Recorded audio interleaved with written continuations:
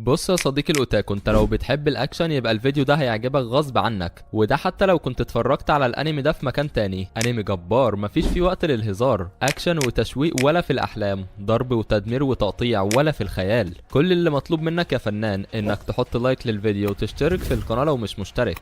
ولو ما تعرفش فده هو سويا، شاب بائس جدا وعايش حياة مملة، لسه منقول للمدينة من قريب ودخل مدرسة جديدة، ما عندوش اصحاب خالص زي حالاتي كده، ماليش غيرك انت بس يا صديقي الاوتاكو، ربنا يخليك ليا يا جدع.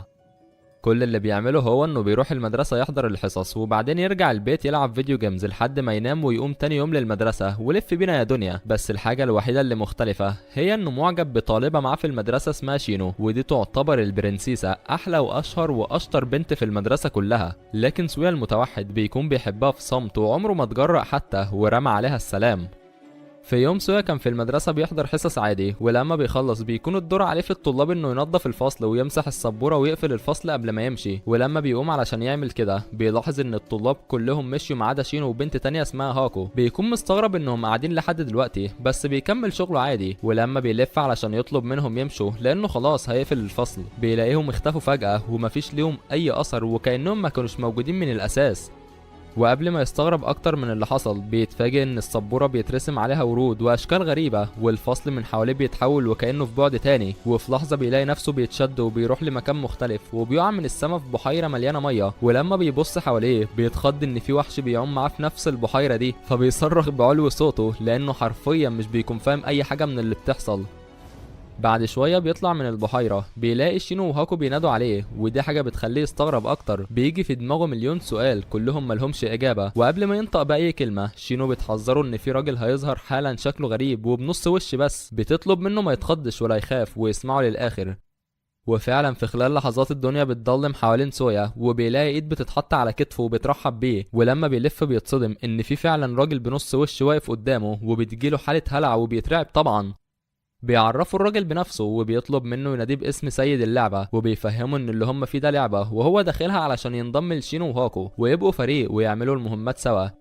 وبيبدأ يشرح له القوانين والتعليمات وبيفهموا ان مهمتهم اللي جاية هي انهم ينفذوا طلب لكبير القرية، وانه قدامهم 14 يوم بس علشان يعملوا فيها المهمة دي، وبيحذروا لانه هيقابل وحوش كتير ولازم يخلص منهم كلهم، وده لان الوحوش دي مهمتها الاساسية هي قتل الابطال اللي زيهم. بيقول له كمان انهم كل ما يكملوا مهمة في عضو جديد هينضم لهم علشان يعملوا المهمة اللي بعدها لحد ما يوصلوا ل10 اعضاء، وبعد كل مهمة ليهم جايزة وهي انه هيبقى مسموح له يسأل سيد اللعبة اي سؤال، وسيد اللعبة ملزم يرد عليه بكل صراحة. وفي النهاية بيشرح له ان كل عضو بيدخل بيلف عجلة الحظ علشان يعرف منها شغلانته او شخصيته في اللعبة هتبقى ايه.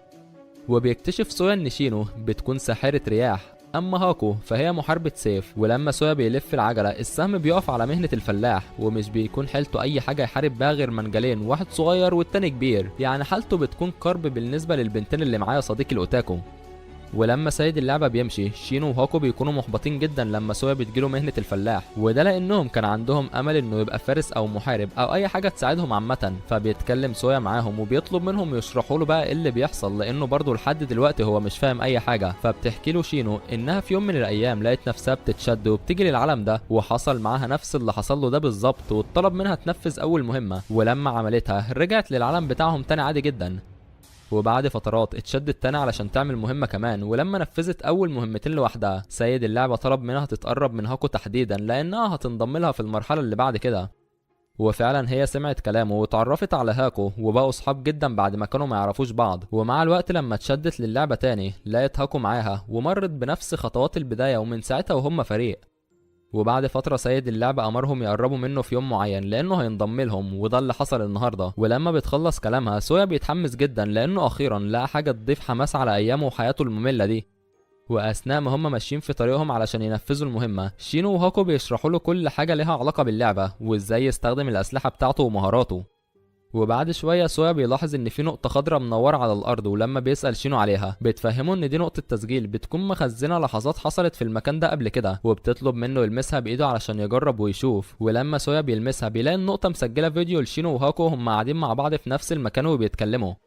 وفجأة هاكو بتبلغهم ان الغيلان وصلوا، ودول وحوش صغيرة متبرمجة انها تهاجم الابطال اللي زيهم، وكل ما حد من الفريق يقضي على واحد منهم نقاط قوته بتعلى ومستواه في اللعبة بيزيد، فبيبدأوا يستعدوا علشان يهاجموهم ويخلصوا عليهم. بس الحماس عند سويا بيبقى في السما، وفورا بيمسك المنجل الصغير بتاعه وبيطلع يجري وبيهاجم واحد منهم، ولما بيقرب من الغول بيضربه بالعصايه بتاعته وبيكسر له المنجل. وقتها سويا بيزعق للاتنين اللي معاه وبيقول لهم ما تعملوا حاجه بقواكوا دي يا اولاد الورمه. فبتمسك شينو العصايه بتاعتها وبتوجهها ناحيه الغيلان وبتستدعي الرياح، وكل اللي العصايه بتقدر تعمله هي انها بتهوى على الغول بشويه هوا يرطبوا عليه في الحر ده. فبينادي سويا على هاكو علشان تتصرف هي، بس بيلاقيها قاعده في جنبي وماسكه السيف بتاعها ومرعوبه من الغيلان. حتى لما واحد منهم بيقرب منها بتحدفه بالسيف زي ما يكون طوبه، فبيحاول سويا انه يمسك السيف يمكن يعمل اي حاجه، لكن بيكتشف انهم ما بيقدروش يمسكوا الاسلحه بتاعت بعض ابدا، فمش بيكون قدامه اي حل غير انه يمسك المنجل الكبير وبيحاول يهاجم الغول. وقبل ما يعمل بيه اي حاجه الغول بيكسره له هو كمان وبيضربه بالعصايه بتاعته وبيموته في لحظتها، وبتفضل روحه متعلقه. وبنكتشف انهم ملهمش عدد محدود من المحاولات، بس كل مره بيموتوا فيها روحهم بتفضل متعلقه لمده 30 ثانيه وبيرجعوا بعدها للحياه من تاني. وفي اللحظه دي سويا بيفهم انهم فريق على الله ان شاء الله ومفيش منهم اي رجا.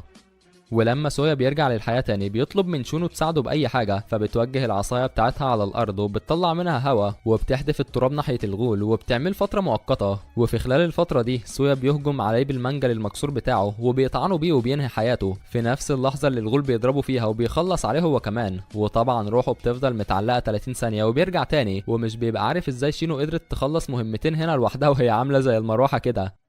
بعد شوية سويا بيسأل شينو ايه اللي هيحصل لو هما التلاتة ماتوا كلهم في وقت واحد، فبتشرح له ان ده لو حصل مش هيرجعوا للحياة تاني وهيموتوا حتى في الحياة الحقيقية.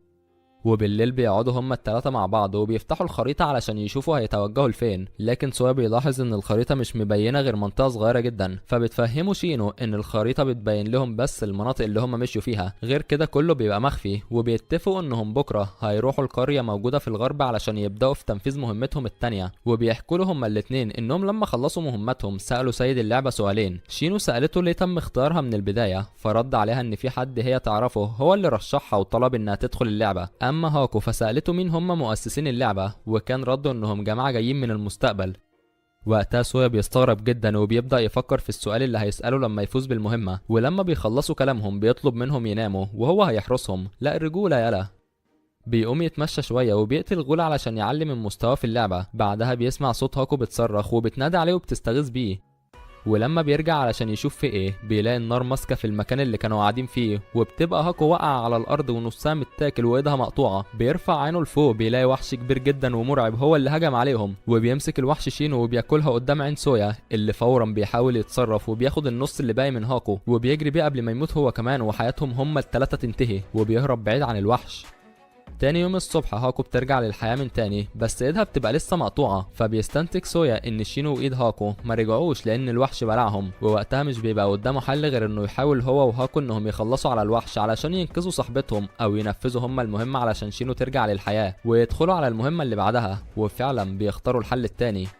وبعد شوية بيوصلوا هما الاتنين للقرية الغريبة اللي اتفقوا يروحوها امبارح، وهناك اهل القرية بيرحبوا بيهم وبيناديهم بالابطال. وبيكتشف سويا انهم بيقولوا عليهم كده لانهم بيحموهم من الغيلان والوحوش، وكمان علشان هما الوحيدين في العالم بتاعهم اللي لو ماتوا بيرجعوا تاني للحياة. وبيقابلوا كبير القرية علشان يشوفوا طلبه وينفذوه، بس بيتصدموا لما الراجل بيطلب منهم يقتلوا الوحش اللي هجم عليهم امبارح واكل صاحبتهم، وبيفهمهم ان ده طلبه الوحيد لان الوحش بيهدد قريته وعايز يدمرها.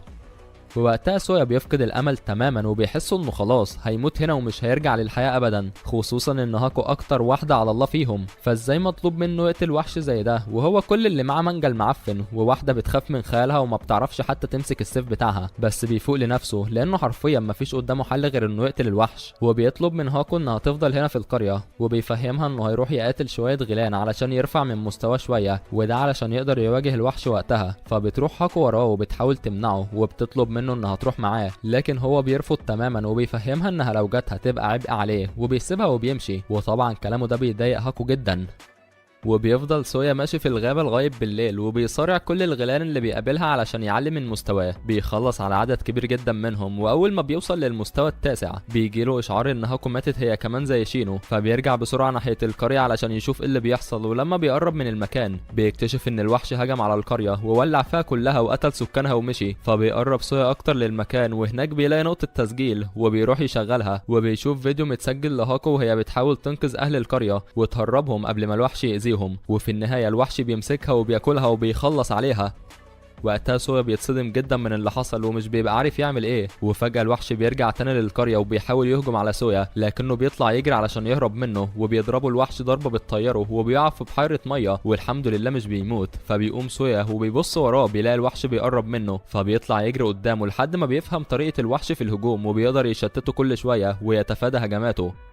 بيفضل الحال كده لحد ما سويا بيلاحظ ان في غول قدامه وبيجري ناحيته وبيخلص عليه، وبسبب اللي حصل بيوصل للمستوى العاشر. وفي اللحظة دي الزمن كله بيقف حواليه وبيظهر سيد اللعبة وبيهنيه لانه وصل للمستوى ده، وبيفهمه ان كل 10 مستويات هيقدر يلف عجلة الحظ تاني ويكتسب مهنة او شخصية جديدة. فبيتحمس سويا جدا وبيرجع له الامل من تاني، وفعلا بيدور العجلة. بس كالعادة حظه النحس بيجيب له ان المهنة الجديدة اللي اكتسبها هي طباخ، وسلاحها فيه هو سكينة وساطور، وقوته هو ان يقدر يشوف اي كائن قدامه كأنه متشرح ويعرف اماكن اعضائه. وقبل ما اللعبة تستمر بيمسك سويا السكينة، واول ما الزمن بيرجع تاني بيضرب بها الوحش وبيشق بطنه وبيتسبب له بجرح كبير فيها. واللي حصل ده بيخلي اجسام هاكو وشينو يخرجوا من بطنه ويرجعوا تاني للحياة اخيرا.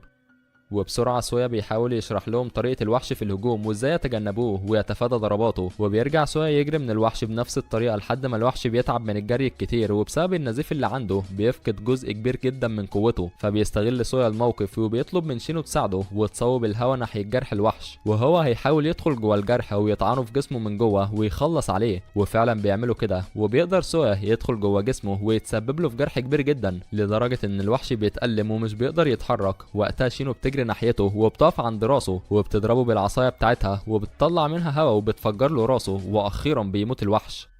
وفي اللحظة دي سيد اللعبة بيظهر من جديد وبيبارك لهم على نجاح مهمتهم، وبتعلى مستويات شينو هي كمان لأنها ساعدته. وبيطلب منه سيد اللعبة إنه ياخد جايزته ويسأله عن أي حاجة هو عايز يعرفها. فبيفكر سويا لأن دي فرصته الوحيدة علشان يحاول يفهم أي حاجة من اللي بتحصل لهم. وفي النهاية بيسأله وبيقول له إيه اللي هيحصل لهم بعد ما يبقوا 10 أعضاء ويخلصوا مهمتهم الأخيرة. وبيكون رد سيد اللعبة عليه هو انه بيعرض له فيديو لاحداث حصلت في المستقبل في العالم بتاعهم وبيطلب منهم يشوفوه. وبيكون ظاهر في الفيديو المدينة بتاعتهم اللي في اليابان وهي متدمرة تماما وفي وحش بيهجم عليها، وبيبقى شينو وسويا وهاكو واقفين ولابسين لبس الابطال وبيتصدوا للوحش وبينقذوا المدينة. ولما الفيديو بيخلص بيرجعوا هما الثلاثة للعالم الاصلي بتاعهم، وفجأة سويا بيلاقي نفسه هو وشينو وهاكو واقفين في الفصل في نفس الوقت اللي دخلوا للعبة فيه، وكأن ما عداش وقت عليهم. وده على الرغم انه قضى اكتر من 3 ايام داخل اللعبة. بيفهم ان ايا كان اللي بيحصل في اللعبة ملهوش علاقة بالواقع، ومهما قضى وقت جواها هيرجع لنفس المكان والزمان بتاع عالمهم الاصلي. وبيكونوا مستغربين جدا من الفيديو اللي شافوه ومش فاهمين اي حاجة. بتعرفوا شينو انه قدامهم حوالي كام اسبوع كده لحد ما يتم استدعائهم للمهمة الجديدة في اللعبة، وبتسلم عليه وبتشكره لانه انضم ليهم وبتسيبه وتمشي. وبعد كام يوم سويا بيكون بيجري شوية في المدينة، وفجأة بيجيله اتصال من سيد اللعبة على التليفون بتاعه، وطبعا مش بيكون فاهم اي حاجة وازاي قدر يوصله في العالم الواقعي اصلا. ولما بيرد عليه بيقوله سيد اللعبة ان عنده مهمة لازم يعملها دلوقتي، وهي انه يقرب من بنت معينة، وبيوجهه من خلال التليفون لحد ما بيروح لمدرسة تانية بالليل، وهناك بيطلب منه يدخل لحمام البنات. ولما سويا بيسمع كلامه بيلاقي 3 بنات متنمرين مكتفين بنت في الحمام وبيحاولوا يصوروها علشان يفضحوها. فبيتكلم معاه سيد اللعبة وبيطلب منه ينقذ البنت اللي هم مكتفينها، وبيطلب منه يتصل بيه لما يخلص وبيقفل معاه. وساعتها سويا مش بيكون عارف يتصرف ازاي، واول حاجة بيعملها هي انه بيمسك تليفونات ال3 بنات وبيكسرهم 100 حتة علشان ما يبقوش ماسكين اي حاجة على البنت اللي مكتفينها، وبيهددهم انه هيبلغ عنهم. وساعتها ال3 بنات بيخافوا وبيسيبوه وبيطلعوا يجروا. وبيتعرف سويا على البنت اللي كانوا بيتنمروا عليها، وبيكتشف ان اسمها كاتي. بتشكره كات على انقاذها ليه وبتطلب منه يمشي، لكن هو مش بيرضى وبيفهمها انه مش هيسيبها غير لما يوصلها للبيت. وفعلا بيتمشى معاها وهو متفاخر جدا باللي عمله. ومن خلال كلامهم مع بعض بيعرف ان البنت اللي كانت مصوراها تبقى صاحبتها، وهما الاتنين بيطلعوا في بث مباشر مع بعض على نفس الابليكيشن، وانها عملت فيها كده علشان تنتقم منها بعد ما كانت طلعت في بث وفضحتها وقالت انها مصطنعه ومش حقيقيه وبتكذب على متابعينها. وفي النهايه بتشكره تانا على اللي عمله معاها وبتسيبه وتمشي. وبعد فتره سويا بيكون قاعد لوحده في الاوضه بتاعته، وفجاه بيتشد للعبه وبيدخل جواها، وهناك بيلاقي كات انضمت له هو وهاكو وشينو، وبيعرف ان سيد اللعبه طلب منه يقرب منها علشان يقدروا يضموها معاهم. بيظهر لهم سيد اللعبة وبيشرح لها التعليمات وبيخليها تلف عجلة الحظ وبتاخد مهنة ساحرة حرارة. بيعرفهم ان مهمتهم اللي جاية هي انهم يفتحوا 5% من الاماكن اللي مختفية على الخريطة، وكمان يوصلوا شحنة لمدينة دوبو، وبيفهمهم ان قدامهم 40 يوم علشان ينفذوا فيها المهمة دي. ولما بيخلص بيسيبهم ويمشي، وبتكون كاتي مصدومة ومش فاهمة اي حاجة من اللي بتحصل دي. وفي النهاية بيقدروا هما التلاتة يهدوها وبيشرحوا لها الموضوع كله من طقطق لسلام عليكم يا صديقي الاوتاكو. وبعد ما بيخلصوا بيتفقوا انهم هينفصلوا عن بعض ويتمشوا علشان ينجزوا شويه من مهمه الخريطه، ويحاولوا يفتحوا منطقه كبيره من حواليهم، وفعلا بيعملوا الخطه دي وبينفصلوا. وبعد فترة بيتجمعوا هما الأربعة في مكان واحد، وفجأة بتترمي عليهم جثة الحشرة عملاقة وبتقع قدامهم، وقبل ما يحاولوا يفهموا ايه اللي بيحصل بيلاقوا الجثة بتتفتح وبيطلع منها حشرات أصغر شوية وبيهاجموهم، وبيموت سويا في أول 5 دقايق كالعادة. أما كاتي فالحماس بياخدها قوي زي ما حصل مع سويا في أول يوم ليه، وبتمسك العصاية بتاعتها علشان تطلع منها نار، بس العصاية بتفصل وهي بتسخن أصلا، وده لأنها لسه في المستوى الأول. وساعتها بتهجم عليها واحدة من الحشرات الصغيرة وبتموتها في لحظتها. ولما سويا بيرجع للحياة بيلاقي هاكو كالعادة مستخبيه في حته ومرعوبه ومش عارفه تعمل حاجه، وفورا بيطلع السكينه بتاعته وبيمسك حشره من الصغيرين وبيقسمها نصين وبيخلص منها، وبيروح ناحيه الحشره الكبيره وبيركب فوقها وبيقطع رجلها بالسكينه بتاعته. ولما بيشلها تماما عن الحركه بيروح لهاكو وبيطلب منها انه يساعدها في مسك السيف بتاعها علشان يضربوها بيه ويخلصوا عليها بقى تماما. وفعلا خطته بتنجح وبيقضوا على الحشره. وتاني يوم بيروحوا كلهم للقرية اللي انقذوها قبل كده من الوحش على امل انهم يلاقوا حاجة تساعدهم. ولما بيوصلوا بيقابلوا واحد راكب تنين ومعدي من قدامهم بالعربية بتاعته، فبيوقفوه وبيسألوه عن مدينة دوبو، وبيعرفوا منه انها على الجانب الاخر من الخريطة، والمسافة من هنا لهناك هي 30 يوم لو راكبين تنين و3 شهور لو راحوها مشي. ووقتها الابطال بيحسوا باليأس وان سيد اللعبة اداهم مهمة مستحيلة، فبيعرضوا على الراجل انه يدوهم التنين بتاعه، لكن هو بيعتذر لهم وبيرفض، وبيفهمهم انه محتاجه علشان شغله، يعرفهم ان في مسابقه للفنون القتاليه هتتعمل في بلد جنبهم، واللي هيفوز في المسابقه دي هيكسب 3 تنانين، وبيسيبهم ويمشي. ووقتها بيفهموا انهم لازم يشاركوا في المسابقه ويكسبوا علشان ياخدوا التنانين ويبداوا المهمه. ولما بيحسبوها بيلاقوا ان لسه قدامهم شويه وقت زياده، وبيقرروا انهم يروحوا يحاربوا شويه غيلان علشان يرفعوا من مستوياتهم للمسابقه. وبمجرد ما بيوصلوا للغابة بيحسوا بحركة في الأشجار وبيفتكروا إن الغيلان على وشك إنهم يهجموا عليهم. وقبل ما يعملوا أي حاجة بيخرج مجموعة كبيرة جدا من قطاع الطرق قدامهم، وبيطلع إن هم اللي كانوا مستخبيين في الشجر. ولما بيعرفوا إنهم الأبطال بيقرروا يقبضوا عليهم علشان يبيعوهم بعد كده ويكسبوا فيهم فلوس كتير. وفورا كل واحد من الأبطال بيمسك سلاحه وبيستعدوا علشان يدافعوا عن نفسهم. ولما سوا بيجرح واحد فيهم بيلاحظ إن مستواه قل، فبيفهم إنه ما ينفعش يهاجم بشري زيه جوه اللعبة. وفي الحالة دي مش بيكون قدامهم اي حل غير انهم يهربوا. وفعلا بيلفوا وشهم وبيطلعوا يجروا، لكن شينو الجلاله بتاخدها وبتقرر تقف هي وتتصدى لقطاع الطرق. ولما باقي الفريق بيبعد شويه بيلاحظوا انها مش معاهم، فبيفهموا ان قطاع الطرق مسكوها. وساعتها هاكو وكاتي بيطلبوا من سويا انهم يرجعوا علشان ينقذوها، لكن هو بيحاول يفهمهم ان احسن لهم دلوقتي يفوزوا بالمهمه وبعدين ينقذوها، لانهم لو رجعوا احتمال كبير يموتوا معاها. ووقتها هاكو وكاتي بيرفضوا تماما وبيقرروا انهم هيسيبوه ويرجعوا يحاولوا ينقذوها. وفعلا بيتفرقوا وبيسيبوا سويا لوحده. وفي خلال 5 دقايق قطاع الطرق بيمسكوهم وبيشرفوا جنب شينو في نفس الزنزانه وبيتربطوا معاها. ولما سويا بيعرف اللي حصل ده بيشيل الهم اكتر ومش بيبقى عارف يتصرف ازاي لوحده، وبيتعصب جدا لانهم كان المفروض يسمعوا كلامه، بس بيقرر انه يركز في المهم. وبيروح للغابه وبيقاتل مجموعه كبيره جدا من الغيلان وبيخلص عليهم وبيرفع مستوى نفسه للمستوى ال20. وطبعا سيد اللعبه بيظهر له كالعاده علشان يبارك له وبيديله مهنه ثالثه جنب الطباخ والفلاح. وبيلف سويا عجلة الحظ وبياخد لقب ساحر مخلوقات، وده قوته هي انه يقدر يشفي ويعالج الجروح، وكمان ممكن يقنع اي حد باي حاجة هو عايزها. وفي نفس الوقت بيروح للبلد اللي فيها مسابقة الفنون القتالية وبيشارك فيها. وفي الجولة الأولى بيتنافس ضد فارسة مشهورة في المدينة اسمها فيل، وبيستعد انه يواجهها وبيمسك المنجل بتاعه. وأول ما الحكم بيعلن بداية الجولة فيل بتديله ضربة واحدة وبتخلص عليه بها وبتفوز. وبيموت سويا وبيفضل قاعد مستني 30 ثانية ومش بيبقى مصدق انه مقدرش يصمت حتى 3 ثواني. ولما بيرجع للحياة بتقرب منه فيل وبتتعرف عليه وبتقوله انها مبهورة انه بطل وبيقدر يموت ويرجع تاني. فبيستغل سويا الفرصة وبيطلب منها هتسلفوا ال3 تنانين اللي كسبتهم، وده لانه لازم يروح لمدينه دوبو ضروري، وبيفهمها انه مستعد يعمل لها اي حاجه هي هتطلبها لمده 5 ايام في المقابل. فبتوافق فيل وبتعرض عليه انه يساعدها في هزيمه وحوش، وساعتها هتسلفوا التنانين اللي هو عايزهم. وفي اللحظه دي بقى بتيجي لسويا فكره شياطين، وبيقول لها ايه رايك اساعدك تهزمي قطاع الطرق بدل الوحوش. وفعلا الفكره بتعجبها جدا، وبتاخده معاها للقصر بتاعها وبتخليه يقابل قائد الجيش اللي هي فارسه فيه علشان يرتبوا للمهمه اللي هيقضوا فيها على قطاع الطرق. وهناك قائد الجيش بيشكره لانه هيساعدهم، بس بيفهمه انه مش هيقدر يسلفه غير تنين واحد بس، وسويا مش بيكون قدامه طبعا حل غير انه يوافق. بعد شويه بيروح يتمشى هو وفيل في المدينه، وبتعرض عليه انها تمرنه شويه قبل ما يبداوا المهمه، فبيوافق سويا وبيروح معاها للساحه علشان يعملوا كده، لكنه بيكون فاشل جدا وهي بتقدر تهزمه في كل تدريب بكل سهوله. وبالليل فيل بتقود كتيبة كاملة من الجيش ومعاهم سويا، وده علشان يروحوا يهجموا على النقطة اللي فيها قطاع الطرق وينقذوا صحابه. وعند قطاع الطرق هاكو وكاتي وشينو بيكونوا فاكرين ان سويا هيطنشهم ومش هيجي ينقذهم، بس بعد شوية الكتيبة بتهجم على المكان وبتحصل معركة كبيرة جدا بينهم وبين قطاع الطرق، وبيقدروا يخلصوا عليهم كلهم. ولما قطاع الطرق بيحسوا بالخطر بيفتحوا زنزانة كانوا محتجزين فيها وحش اكل لحوم بشر مرعب جدا، وبيخرجوه علشان يواجه الكتيبة. وساعتها فيل بتطلب من كل الجنود انهم يسيبوها هي تتعامل مع الشيء ده، وفعلا بتدخل معاه في قتال قوي جدا. ورغم ان الوحش حجمه تقريبا 3 اضعاف حجم فيل، الا انها بتقدر تتصدى ليه. ولما بيكون على وشك انه يخلص عليها بيصد سويا ضربته بالسكينه بتاعته، وبعدها بيستغل قوه سحر المخلوقات وبيقنعه بانه في واحد وراه يقتله، وبيشتته وبيخليه يلف وبيبص لورا. وفي اللحظه دي بيطعنه بالسكينه في جنبه، لكن الوحش بيضربه وبيخلص عليه. وقبل ما يرجع سويا للحياه من تاني، فيل بتمسك السيف بتاعها وبحركه سريعه ومحترفه بتفصل راس الوحش عن جسمه وبتقتله بنت اللعيبه.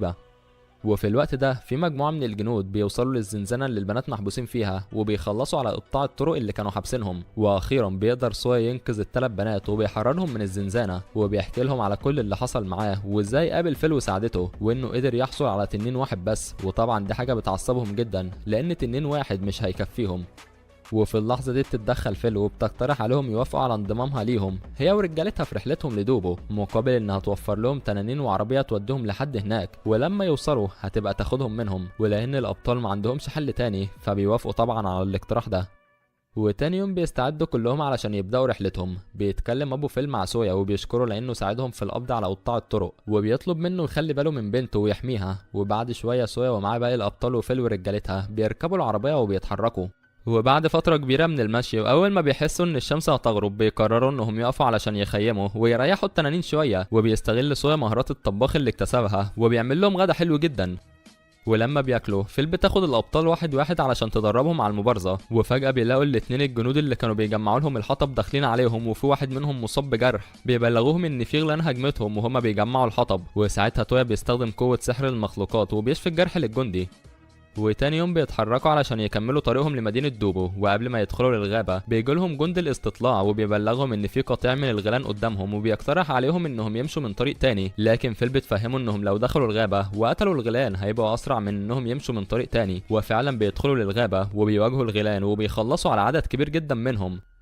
بس هاكو الوحيدة اللي بتبقى مرعوبة، ولحد دلوقتي هي مش قادرة تتخطى خوفها وتتعامل على انها فارسة في لعبة. لما بتلاقي واحد من الغيلان واقف على الشجرة اللي قدامها بتتوتر جدا ومش بتكون عارفة تعمل ايه غير انها تصوب سيفها ناحيته. في نفس الوقت الغول كان بينط من الشجر علشان يهاجمها، ومن غير قصد بينزل عليه السيف وبيموت. واللي حصل ده بيتسبب في صدمة عصبية لهاكو، ومش بتكون مصدقة انها قتلت كائن بايدها، لدرجة انها بتفضل تتأسف للجثة بتاعته وبتنهار من البكاء. وكالعادة بيخيموا بالليل علشان يرتاحوا ويريحوا التنانين. وتاني يوم بيتحركوا تاني علشان يكملوا رحلتهم. بس اثناء ما هم ماشيين في الطريق العربيه بتغرز منهم فجاه، فبينزل سويا ومعاه 2 من الجنود وبيفضلوا يحاولوا مع العربيه لغايه ما بيطلعوها من الحفره اللي غرزت فيها. بعدين بيركبوا العربيه علشان يكملوا طريقهم، وبيكون خلاص باقي من مهله المهمه 15 يوم بس.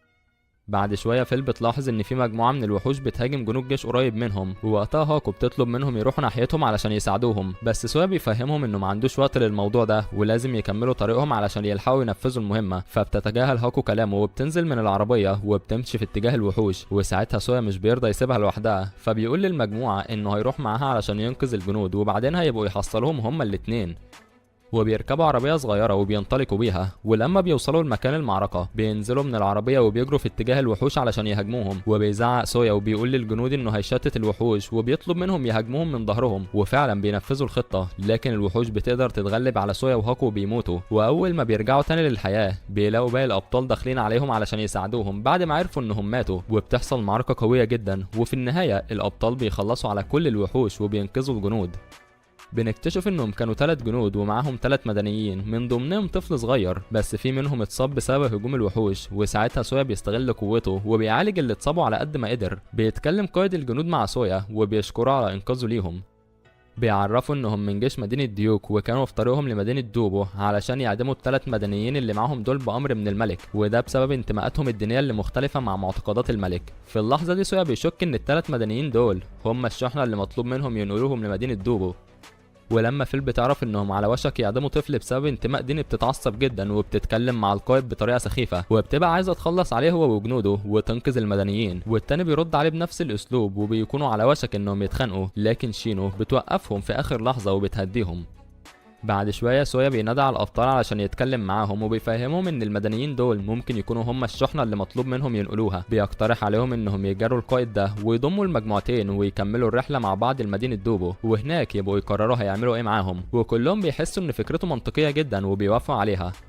وبعد يومين من المشي بيوصلوا الجبل في نص الطريق، وبيتكلم القائد مع سويا وبيشرح له ان تعدية الجبل ده هتاخد منهم 7 ايام، ولو لفوا من حواليه المدة هتبقى اطول، وبيفهموا انه عارف طريق بديل في معدية وهيبقى اسرع من الاختيارين دول. وطبعا كلهم بيوافقوا يروحوا معاه من الطريق ده علشان ينجزوا وقتهم، وبيدخلوا بالعربيات لكهف جوه الجبل. وقتها القائد بيطلب من سويا واللي معاه يكملوا طريقهم على طول، وهو هيروح يشغل المعدية ويجي وراهم. فبيسمع سويا كلامه وبيمشي في الكهف لحد ما بيوصل لمكنة كبيرة شبه المعدية فعلا، بس بتكون واقفة. وبعد دقيقة بتدخل مية للمكان وبتلف الآلة بتاعة المعدية وبتشغلها، وفي خلال لحظات بس سويا واللي معاه بيتصدموا ان مدخل المعدية اللي دخلوا منه بيتقفل عليهم وبيتحبسوا جواه. وبيبص لهم القائد من شباك في المكان وبيفهمهم انه مستحيل يكمل سفره مع اشخاص يتعاطفوا مع شوية كفرة، وبيسيبهم ويمشي ابن الورمة. وفي الوقت ده سويا واللي معاه مش بيكون قدامهم اي حل غير انهم يكملوا في طريقهم اللي دخلوه ده ويشوفوا هيوديهم لفين. وفعلا بيعدوا من المعدية الكبيرة وبيخرجوا من الأوضة بتاعتها، وبعدها بيدخلوا الأوضة تانية فيها فخ مختلف عبارة عن جسر وفيه شواكيش كبيرة رايحه جايه فوقيه. لكن سويا ابن اللعيبه بيقدر يحل اللغز بتاعه وبيوقف الفخ وبيخلي الفريق بتاعه يعدي بامان من على الجسر، ومن بعدها بيدخلوا الاوضه تانية بلغز جديد، بس المره دي سويا بيقع فيه وبيترمي بالغلط في حفره غويطه جدا. وساعتها البنات لاول مره بيقرروا يعتمدوا على نفسهم بقى، وبيفضلوا يحسبوا الوقت اللي الفخ بيشتغل فيه، وفي النهايه بيقدروا يعدوا بامان. وبيتكلموا مع سويا وبيبلغوا انهم هيسبقوه علشان يلحقوا ميعاد المهمه، وبيطلبوا منه يتصرف ويحاول يطلع من الفحره دي ويحصلهم. بعد شويه البنات بيدخلوا الاوضه تانية، وهناك بيلاقوا انسان حجري شكله مرعب وكبير وقوي جدا مستنيهم. في نفس الوقت ده سويا كان بيعمل فراغات في الحيطان باستخدام السكينه بتاعته علشان يتسلق الحيطه من خلالها ويقدر يطلع من الحفره. وبعد محاولات فاشله كتير في النهايه بيقدر اخيرا انه يطلع من الحفره، وبيكمل في الطريق اللي اصحابه مشيوا منه، والدنيا بتكون ضلمه جدا. وبعد مدة صغيرة من المشي بيلاقي نقطة تسجيل، ولما بيقرب منها علشان يشوف الفيديو اللي متسجل فيها بيكتشف ان في واحد من الجنود اللي كانوا معاهم مات. وبيشوف فيل وهي بتستحلف لجنود مملكة ديوك لانهم السبب في اللي هم فيه ده دلوقتي. وبعد ما الفيديو بيخلص بيفتكر سويا كل الاوقات اللي قضاها مع الجندي ده في الطريق وبيزعل عليه جدا. بيمشي لحد ما بيوصل لجثته وبيودعه وبيوعده انه هياخد له حقه، وبيكمل في طريقه علشان يلحق اصحابه. في نفس الوقت ده على الجانب الاخر الانسان الحجري كان بيقرب من البنات علشان يهاجمهم ويخلص عليهم، فبتستعد فيل وشينو وكل واحده فيهم بتمسك السلاح وبيروحوا ناحيته لحد ما بيقفوا في مكان شبه الحلبة قدامه، وبيلاحظوا ان في مفتاح متعلق في دراع الحجري ده، فبيفهموا انهم المفروض يخلصوا عليه وياخدوا منه المفتاح علشان يقدروا يفتحوا اخر باب في النفق اللي مليان الغاز ده ويخرجوا منه. وبتتقدم فيل لمواجهه الحجري وبتسيب شينو وراها علشان تقتل الخفافيش اللي عماله تشتتهم دي. وبعد معركة طويلة بين الحجري وبين فيل بيقدر انه يطعنها بالسيف بتاعه وبيوقعها من فوق الجسر في المية، ووقتها شينو بتترعب ومش بتبقى عارفة تتصرف ازاي. وفي الوقت اللي الحجري كان بيقرب في ناحيتها بتدوس شينو على واحد من الخفافيش وبتقتله، وفجأة الزمن كله بيقف من حواليها، وده لانها وصلت للمستوى العاشر. فبيظهر لها سيد اللعبة وبيلف عجلة الحظ وبتاخد رتبة محاربة سيف، واللي حصل ده بيديلها امل وبيخليها ترجع ثقتها في نفسها. وبمجرد ما الزمن بيرجع تاني بتمسك السيف والدرع بتوعها وبتفتكر تدريب فيل لها لما قالت لها على اماكن الخطر اللي ممكن تطعن فيها العدو وتخلص عليه فورا، وبتجري بالسيف ناحيه الحجر ده وبتهجم عليه علشان تضعنه، لكن بيقدر يوقفها وبيقطع عليها دراعها وبيطيره. فبتتحرك شينو بطريقه سريعه ومحترفه وبتلف من وراه وبتقطع له كتفه بنت اللعيبه، وفي لمح البصر بتمسك الدراع اللي طار بالسيف وبتطعن بيه الحجر في مقتل وبتخلص عليه في لحظتها. وبمجرد ما المعركة بتنتهي بيوصل سويا للمكان وبيشوف المنظر ومش بيلاقي فيل معاهم، واول ما بيعرف ان الحجر طعنها ورماها في المية بينط وراها فورا على امل انه يقدر ينقذها. وبعد شويه فيل بتفتح عينها وبنعرف ان سويا فعلا قدر يوصل لها قبل ما نبض قلبها يقف، وطلعها واستخدم سحر الشفاء وعالج لها جرحها. ولما بتفوق بتلاقي سويا نايم وباين عليه التعب جدا بسبب المجهود والطاقه اللي بذلهم في شفائها. في نفس اليوم سويا بيقوم اخيرا وبيجمع الابطال وبيتكلم معاهم وبيعرض عليهم انهم ينفصلوا، مجموعه منهم يروحوا يدوروا على جنود مدينه ديوك وينتقموا منهم وينقذوا المدنيين، والباقي يكملوا في طريقهم لمدينه دوبو علشان ينفذوا المهمه اللي مطلوبه منهم. ولما فيل بتعرف بالخطة دي بتصمم انها تبقى في المجموعة اللي هتنقذ المدنيين لانها عايزة تنتقم للجند بتاعها. فبيوافق سويا وبيقسم باقي الفريقين وبيقرر ان هو وفيل وكاتي هيروحوا يطاردوا جنود ديوك، اما شينو وهاكو ومعاهم جند الجيش بتاعهم هيكملوا في طريقهم لدوبو. وتاني يوم الصبح فريق سويا بيوصلوا لمكان الجنود وبيتتبعوهم لحد ما بيطمنوا انهم وقفوا في مكان ثابت وخيموا فيه. وبالليل واثناء ما جنود ديوك كانوا بيحتفلوا بانهم وقعوا الابطال في فخ، بيلاقوا سويا داخل عليهم وبيتكلم مع القائد بكل هدوء وبيقول له ان جه علشان يتفاوض معاه، وبيفهموا ان فيل وجنودها ماتوا في النفق وان في 2 من الابطال وقعوا في حفره وما عرفوش يخرجوا منها. وبينادي على كاتي وبياكد له ان هما الاتنين بس اللي اتبقوا، وبيكمل كلامه مع القائد وبيقول له ان انتمائه الديني دلوقتي بقى زي المدنيين اللي هم قابضين عليهم، وده معناه انهم لازم يقتلوه هو كمان، بس هما مش هيقدروا يعملوا كده لانه بطل ومهما مات بيرجع للحياة تاني. وبيفهموا انه قدامه حل من الاتنين، يا اما يسيب المدنيين ويطلق سراحهم او انه يرفض، وساعتها هو هيستغل سلطته وانه بطل وهينشر انتماءاته دي في العالم كله ويقلب الشعوب على الملك بتاعهم، وبيديلهم مهلة لحد شروق الشمس وبيسيبهم ويمشي. وطبعا الموضوع ده بيرعب الجنود يا صديقي الاوتاكو. وبعد شويه واثناء ما القائد كان واقف بيتناقش مع المساعدين معاه بتدخل عليهم كاتي وبتفهمهم انها في صفهم، وبتعرض على القائد انها توصله لمكان سويا وتقول له كمان على طريقه يقدر يقتلوا بيها من غير ما يرجع للحياه تاني. وطبعا القائد بيقرر يستغل الفرصه دي وبيوافق وبيروح معاها هو واحد من مساعدينه وبيسيب التاني علشان يحرس المدنيين. فبتاخدهم كاتي وبتمشي بيهم لمسافه طويله جدا، ولما القائد بيحس بغدر من ناحيتها وانها كانت عايزه تبعدهم بيخلي المساعد بتاعه يقتلها وبعدها بيكتفها. ولما بتقوم تاني بياخدها وبيرجعوا للمكان اللي سابوا فيه المدنيين، لكن لما بيوصلوا هناك بيلاقوا سويا قاعد وفي حواليه 4 جثث. بيقول لهم انه حب يسهل عليهم المهمه وقتل كل اللي كانوا هنا وولع في الجثث بالعربيه، وبياخد التنين هو وكاتي وبيهربوا بسرعه وبيجروا لحد ما بيوصلوا الكهف. ولما بيدخلوا جواه بنكتشف ان ال3 مدنيين مستنيينهم جوه الكهف، وهنا بنعرف ان سويا عمل الخطه دي كلها وخد منهم لبسهم وملاه تراب وحطوا على الارض وخلاهم يبانوا كانهم جثث، وانهى حياه الجند اللي كان بيحرسهم وهربهم. وبعدها مثل على القائد انه قتلهم كلهم علشان في النهايه ينقذهم، ووقتها المدنيين بيشكروه على اللي عملوا معاهم. وفي الوقت اللي القائد كان قاعد بيبكي فيه على الاطلال بتظهر فيل من وراه وبتنتقم للجند بتاعها وبتفصل رقبته عن جسمه وبتخلص عليه في لمح البصر هو والمساعد بتاعه. وتاني يوم سويا واللي معاه بياخدوا المدنيين وبيقطعوا رؤوس ال3 جنود بتوع ديوك وبيقرروا ياخدوهم لمدينة دوبو، لان وارد جدا ان اي حاجه فيهم تبقى هي الشحنه اللي سيد اللعبه كان يقصدها. في نفس الوقت شينو واللي معاها بيقابلوا واحد من التجار بينقل بضايع لمدينة دوبو، فبيركبوا معاهم كمان علشان يوصلوا اسرع. وبعد فترة بيوصلوا كلهم للمدينة وبتطلع رؤوس الجنود هي الشحنة اللي سيد اللعبة كان يقصدها، وبكده يكونوا نفذوا نص المهمة الأول وفاضل بس إنهم يفتحوا 5% من الخريطة. فبيودعوا فيل وبيتحركوا علشان يكملوا اللي فاضل لهم، وعلشان ينجزوا المهمة بأسرع وقت بيقرروا ينفصلوا وكل واحد فيهم يمشي لوحده علشان يفتحوا أكبر قدر من الخريطة، وبيكون قدامهم يوم ونص من المهلة. وفعلا بيعملوا كده وبيفترقوا وبيمشي كل واحد منهم في طريق.